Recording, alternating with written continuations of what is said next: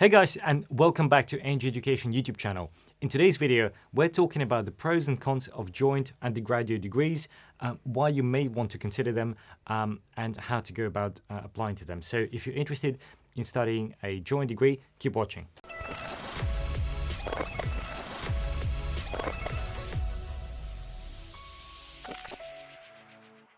Right guys, so welcome back to our channel. Very fortunate to have Phoebe here with us today again. Hi Phoebe. Hi. Good to see you again. Thank you. So Phoebe's here with us because Phoebe has studied HSPS at Cambridge, which is an amalgamation of four subjects together. And there are many other subjects, you can do maths with philosophy, history and politics, mathematics with physics, etc., etc. Whereas there are also many subjects which just one single discipline, like just history or just maths or just medicine. So, Phoebe, in your experience, why should somebody consider doing a joint degree? Is it not sort of losing focus and kind of being a jack of all trades and master of none? No, I think it's quite the contrary, actually, because in the real world, we don't see anything that's entirely bounded or is entirely one thing. So doing a joint degree really allows you to kind of have that open mindset and explore the links, the interdisciplinary nature of it, of the world. And so I think a joint honours degree is a really great way to get that across and to kind of broaden the way you think about the world. Okay, so what you're saying is that the problems in the real world are never black and white. So actually, this interdisciplinary degrees, joint degrees, prepare you for more complex situations. Yeah, definitely. I think, for example, if you look at something that's happened in the news, it's never a pure example of just politics. There's very likely going to be history in it as well, and culture and language and all these different things that come into it. So I think that's one of the real benefits of doing a joint degree is you can see all those different threads and it allows you to understand the world a lot more completely. Cool. Interesting.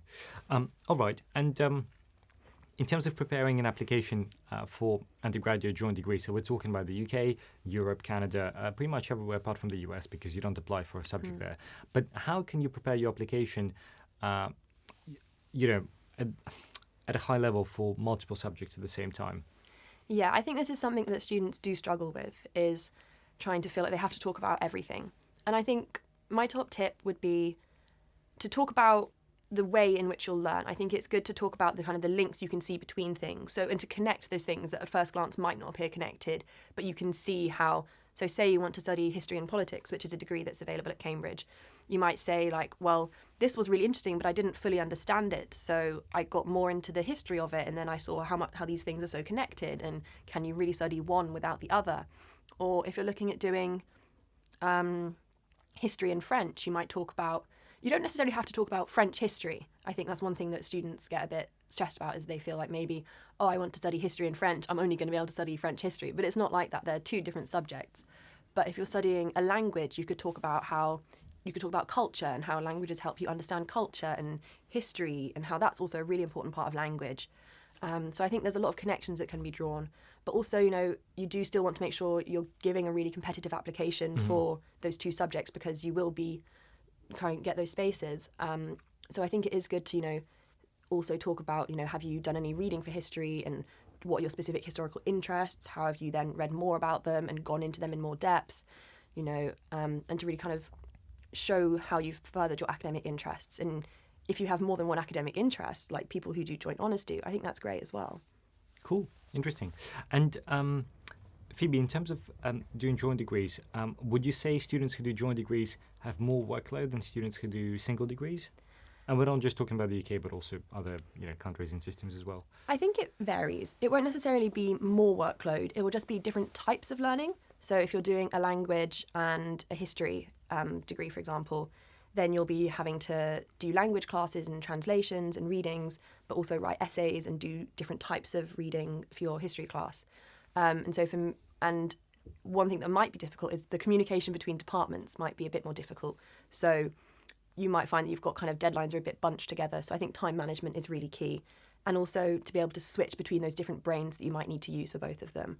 But actually, I think that's a really great thing is if you're kind of fed up of doing all your reading for anthropology, then I can switch and do a reading on international relations if I'm just to keep productive, but switch it up a bit. Cool. Interesting. Well, guys, I think it gives a fairly good introduction to joint degrees. If you're looking for more information, the best way to go about it is to go to the university you're interested in applying to, find the subject, the joint honours subject you're interested in, and look at the course structure section, and that generally gives you a good overview of sort of how they're structured, whether it's joint, all the way to year 3 or year 4, or maybe it's a couple of subjects in year 1 and then you sort of specialise in year 2, 3, etc. So do check those resources out. But Phoebe, just as we're rounding up this video, any tips to our viewers in terms of how to approach a joint honours degree application, given that you have to put more stuff in your CV and more stuff into your personal statement? I think it's really important to show that you can manage the demands of it. I think it is often more demanding in terms of balancing the different types of learning and the different schedules your departments might be running on. So I think that would be an important thing to get across. And also, your enthusiasm, why you think it's important to study both of them. I don't think you want to have kind of two separate halves to a personal statement. So this is the part where I talk about politics and this is the part where I talk about history. I think it's kind of good to kind of draw those connections, bring them together. And also show that you can cross-link and analyse. Yeah, because that's the key skill for any humanities or social science subject. But at the same time, don't feel that you only have to talk about the two combined where they overlap. I think you can draw the threads from different parts. Those would be my top tips. Cool. Great. Guys, hope you enjoyed this video. Please like the video and subscribe to the YouTube channel, because we spend a lot of time on camera and the whole team behind the camera making these videos as useful for you as possible. But for now, thank you, Phoebe. Thanks, guys, and I hope to see you soon. Take care.